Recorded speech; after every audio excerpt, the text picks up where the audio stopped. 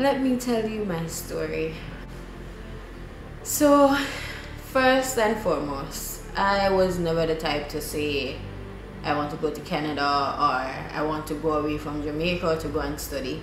That's just the truth. I was in a good job.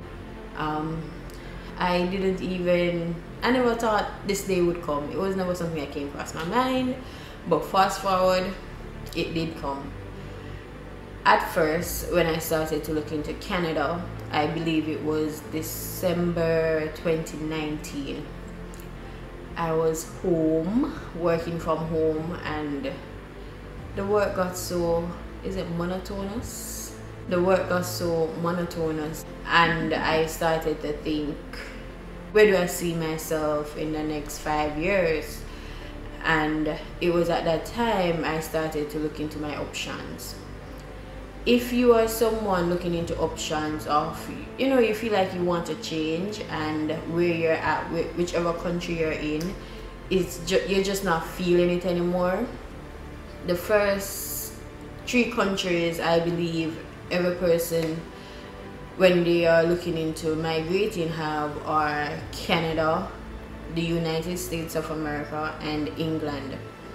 I put them together, made my deductions and analyzed the whole thing, and I came up with a reason why, okay, I think Canada was the best option for me.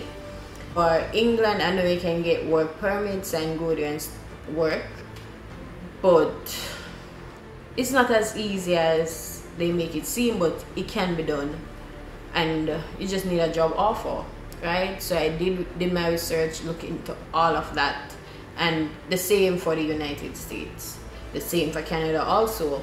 So then the other pathway was school, and for all of them the school process is the same. You just need to get a school and go and apply for your visa. But like I said, when I started looking into Canada, my 5-year plan, it was not to go back to school. I felt like I wanted a change, and I wanted to do something different, and I wanted to take my life to the next step, right? So when I first started looking into all of them, I realized Canada has this thing called the express entry. So I was like, okay, instead of school, I would do the express entry pathway, because hey, at the end of the day, 1, I get to keep all my money. I just need to show it as proof of funds, right? 2, you would be coming into Canada as a permanent resident. And there was so many YouTube videos, and they made it seem like it was so easy. But it was after doing my own research, did my IELTS, also made my husband do his IELTS because I need more points.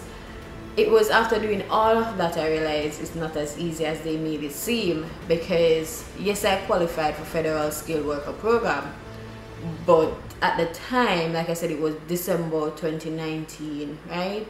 At the time, I think the last draw that they did was somewhere around 450 something, right? And here I was in this express entry pool. I think I got in like in January. So I'm giving you a timeline. And my points along with my husband was 443 points. Man, you mean I am 26 years old with 4 years of experience in a professional career and knock code.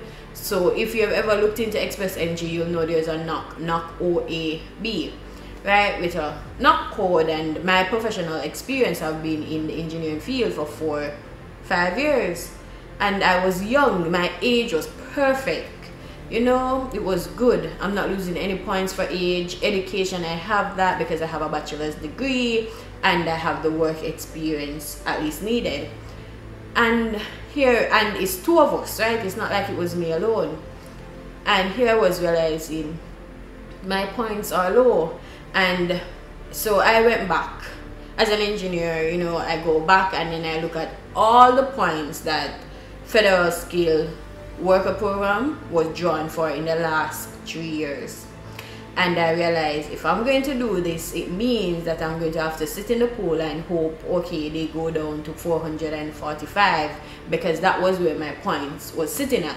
And like I said, I did IELTS. I got the golden score above 8, right? So it was like perfect, like how they made it seem. But it was doing my own analysis, I realized the best way to get into Canada, because it has gotten so competitive, was if I was going to do a master's. One, it doesn't matter if my master's was in Jamaica or in Canada. And that was when I started to realize, okay, and I started to, you can check your points, right? I checked, what if I did my master's in Jamaica, how much more points would I have compared to if I did it in Canada? And it was at that point where it became a deal breaker for me, because if the master's would cost me similar money in Jamaica, because master's money not cheap, right? It would cost me like 3 mil easily, right? And in Canada, it's the same thing, like 3.5, somewhere there. But the points I would have gotten in Jamaica would be, along with my husband, would be somewhere about 470 now. So I would get like 30 more points, right? And if I do it in Canada, I would, with age and everything, I put in like, okay, I'll be 2 years older. By that time, so I'll be 28. I calculate everything, right? And I realized my points, if I study in Canada, would be like 500 and something. And I was like, this is a no, plus if you work 1 more year, then it's more points. And then I was like, this is a no-brainer for me. I'm not going to pay $3 million to do a master's in Jamaica in the first place. I never even wanted to do a master's right now. It's just because I start sitting and I say, okay, I need to move. I need to get out of this atmosphere. I cannot continue doing this. This is bringing me no joy, So it was at that point where I said, okay, it's easy. Let's go do the study visa thing, right? The student visa thing. Easier said than done, right? Remember, I was in the express entry pool, and I said, okay, you know what? I'm not going to sit. If you are someone who's following this Canadian thing, you will know the government of Canada did not do any express entry draw for federal skilled worker program for the entire 2019 or 2020, for the entire 2020. So I was in the pool waiting, nothing. And I decided, you know what? I did not wait 1 year. If you are in the pool waiting and still waiting, having faith and hoping, good for you. And I won't tell you, oh, come out, because it depends on your situation. But I'm that type of person. If I say I'm going to do something, I'm going to do it. So I started looking into it, and I said, you know what, student visa. So my biggest fear for me when I decided to do the student visa was that I have dual intent. I had a dual intent because I was in the express entry pool, right? So I was worried, how is that going to look to an officer, seeing that I have an intent to live permanently, but yet I'm applying for a temporary visa.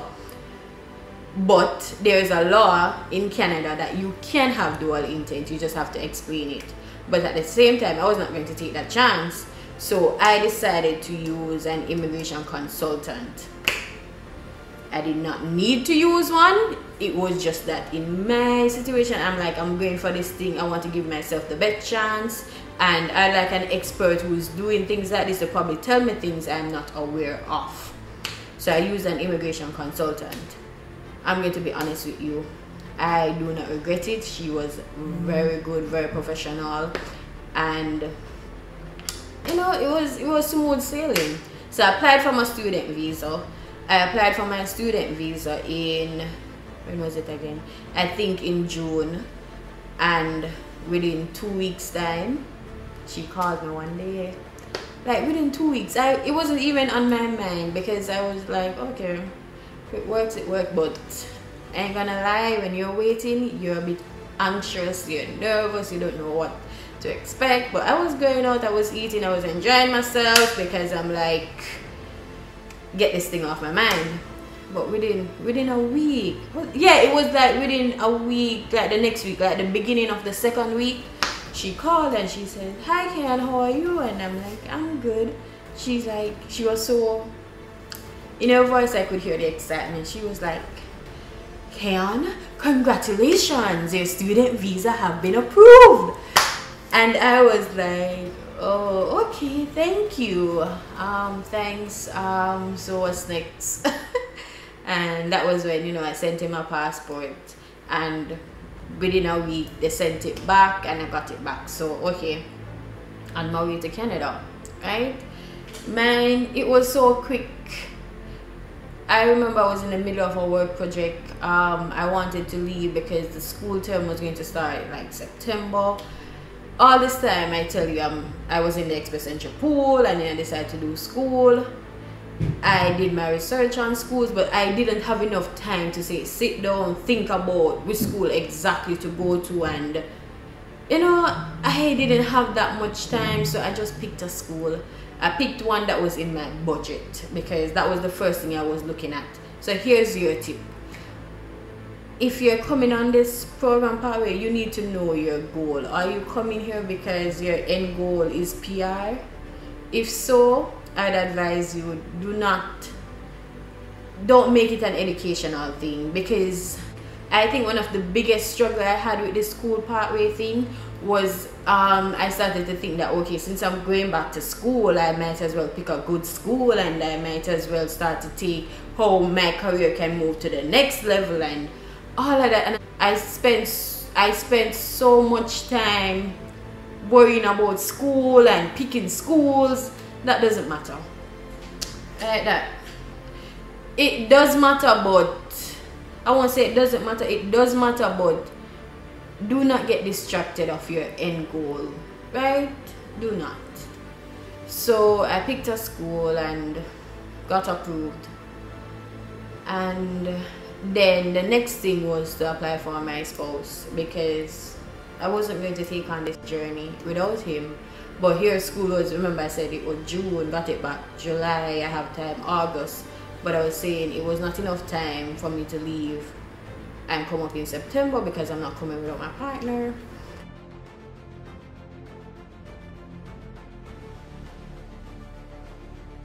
My friend applied also, but when mine came through in 2 weeks time, hers took 8 weeks. She did not use an immigration consultant. I did. At one point I wonder, was it because I use an immigration consultant? But that's not the reason, because IRCC tells you that it doesn't matter if you do it yourself or you use a consultant, they will deal with the application the same way. But hers took longer. Said that to say this: do not judge your timeline based on other persons. You do not know how long yours will take. It can come through quick and it can take long. It can take up to 9 weeks. At the time they were having a lot of delays and so many things going on, so I guess that's why hers took long. But that's my story. I was afraid. I used an immigration consultant. In my case, it worked out good. So if you got to the end of this video, thank you so much for watching this video until the end. Goodbye.